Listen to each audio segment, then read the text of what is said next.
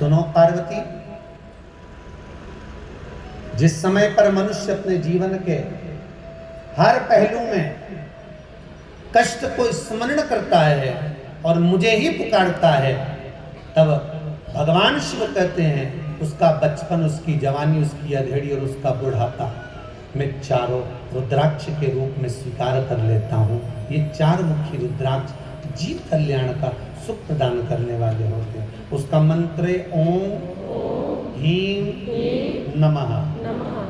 ये मंत्र अगर आपके घर में गीता प्रेस गोरखपुर की शिव महापुराण की किताब हो, पोथी हो, पुराण हो, तो उसमें भी 14 मुखी तक के मंत्र लिखे हुए हैं विदेश्वर संहिता के अंतर्गत।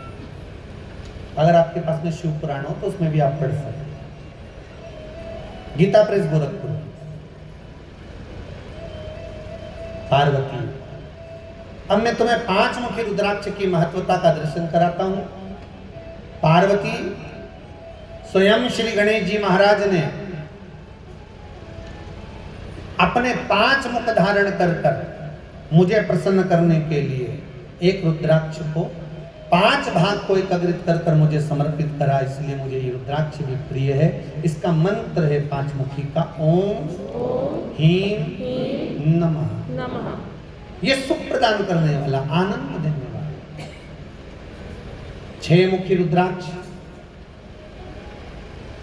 पार्वती, एक बार जब कार्तिकेय महाराज मेरे सम्मुख में आकर खड़े हो गए और मैंने कार्तिकेय जी को नहीं देख पाया, तब कार्तिकेय जी मुझे प्रणाम करने के लिए रुद्राक्ष को लेकर आए और अपने 6 मुख से उन्होंने रुद्राक्ष को एक कर मुझे समर्पित करा। उसका मंत्र है ओम ह्रीं नमः। अब मैं तुम्हें 7 मुखी रुद्राक्ष का मंत्र वर्णन करता हूँ। ये रुद्राक्ष के मंत्र इसलिए बोले जा रहे हैं जिससे आपके घर में आपको जो भी रुद्राक्ष मिला हो, जो रुद्राक्ष आपके पास में होगा, वो रुद्राक्ष का कम से कम आप मंत्र जाप तो कर सकते हो। आपकी जिंदगी में उस रुद्राक्ष का मंत्र आप जीवन में उतार तो सकते हो। तो अब जो वर्णन करा, 7 मुखी रुद्राक्ष का स्मरण कराया। पार्वती, सप्तम योग के अंतर्गत, सप्तपदी के अंतर्गत, सप्त चरण के अंतर्गत शिव कहते हैं मेरा एक भगत संसार सागर में ऐसा हुआ जिसने मुझे पाने के लिए मात्र 7 कदम की दूरी पर निवास किया और प्रतिदिन एक रुद्राक्ष लेकर आता था, समर्पित करता था, फिर एक कदम चलता था। उसने 7 रुद्राक्ष को एकत्रित कर 7 मुखी बनाकर मुझे प्रदान करा, इसलिए मुझे 7 मुखी रुद्राक्ष इतना प्रिय लगा कि मैंने उसको कुबेर का खजाना खोल दिया, उसको भंडार प्रदान कर दिया। 7 मुखी रुद्राक्ष का मंत्र है ओम नमः। अब मैं 8 मुखी रुद्राक्ष का वर्णन करता हूं। हे पार्वती, भगवान गणेश जी महाराज ने लक्ष्मी जी के कहने पर 8 स्थानों पर निवास करा और 8 स्थानों पर निवास कर गणेश जी 8 जगह पर बैठकर मेरा स्मरण करे।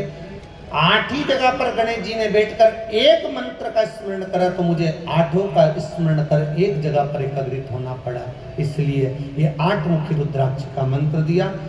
ओम नमः। 9 मुखी रुद्राक्ष का वर्णन करते हुए मंत्र प्रदान करते हैं देवी के 9 रूपों को। हे पार्वती, तुम ब्रह्मचारिणी बनी, तुम चंद्रघंटा बनी, तुम कात्यायनी बनी, तुम कुष्मांडा बनी, तुम गौरी बनी, तुम स्कंदा बनी। तुमने जब 9 रूप धारण करे और हर रूप को धारण करने के बाद तुमने मेरा ही स्मरण करा 9 रूप में, तो वो रुद्राक्ष 9 मुखी कहलाया। उसका मंत्र है ओम ह्रीं नमः। 10 मुखी रुद्राक्ष का वर्णन करते हैं। 10 शीशधारी लंकेश रावण दशानंद मेरी भक्ति को पाने के लिए मुझसे ही एक वृक्ष का निर्माण कराता है और उस वृक्ष को मुझसे लेकर जाता है। वही वृक्ष जो मैंने लंकाधिपति रावण को प्रदान करा, वो वृक्ष था रुद्राक्ष का, आराधना कर कर उसने एक रुद्राक्ष का निर्माण करा, वो 10 मुखी रुद्राक्ष हुआ। उसका मंत्र है ओम ह्रीं नमः। 11 मुखी रुद्राक्ष का वर्णन किया। हे पार्वती, एक बार भगवान विष्णु शेषनाग की सैया पर शयन कर रहे थे, तभी भगवान नारायण के श्री विग्रह से स्वतः स्वरूपा एकादशी का प्रागट्य हुआ। वही एकादशी स्वतः मेरा ही स्मरण कर रही थी, जो भगवान नारायण को पाना चाहती। उसने मुझे जो 11 मुखी रुद्राक्ष का भाव प्रदान करा, उसका मंत्र है ओम ह्रीं हूं नमः। 12 मुखी रुद्राक्ष का स्मरण कराते हैं भगवान शंकर। कहते हैं हे लक्ष्मी, हे पार्वती,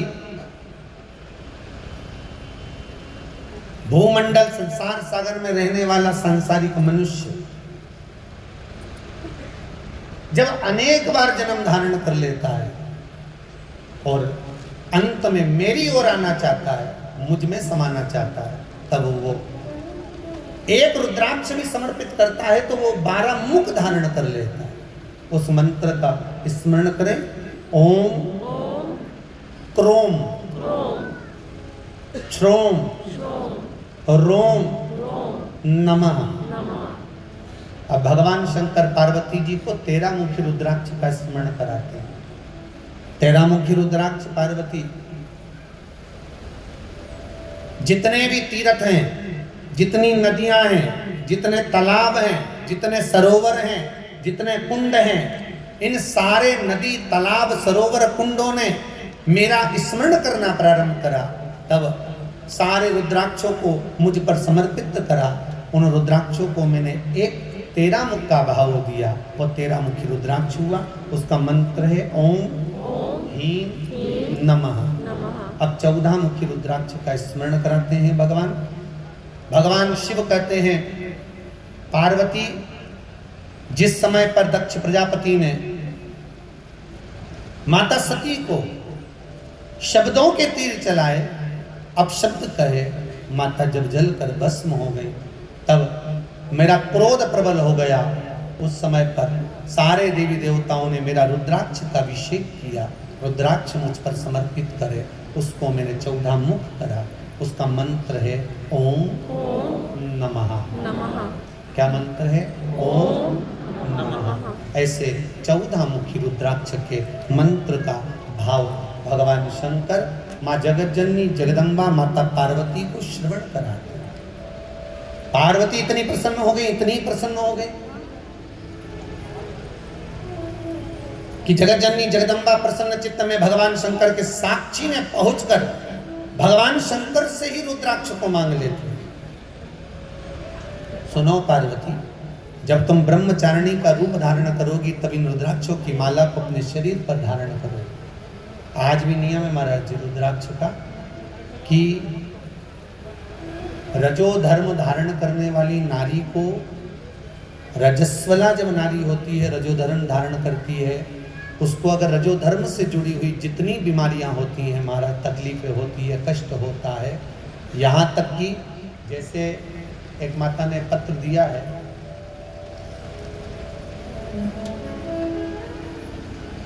श्रीमती अंतिका निशांत गोयल इंदौर से हैं। आई हैं क्या? अंतिका निशांत गोयल इंदौर से हैं। महाराज जी,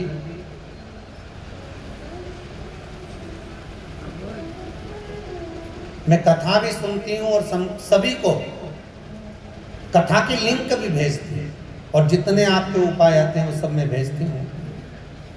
मुझे ब्रेस्ट में गठान बनती है और दवाई खाने से मिट जाती है, पर 15 दिन बाद वापस वो गठान बन जाती है। महाराज, एक बैकुंठ चतुर्दशी वाला उपाय किया, उसके बाद से 80% में ठीक हो गई, गठान बनना बंद हो गया। अगर बेटियों तो खड़ी हो जाए। श्रीमती अंकिका जी निशांत गोयल इंदौर से हैं हमारे। भगवान शिव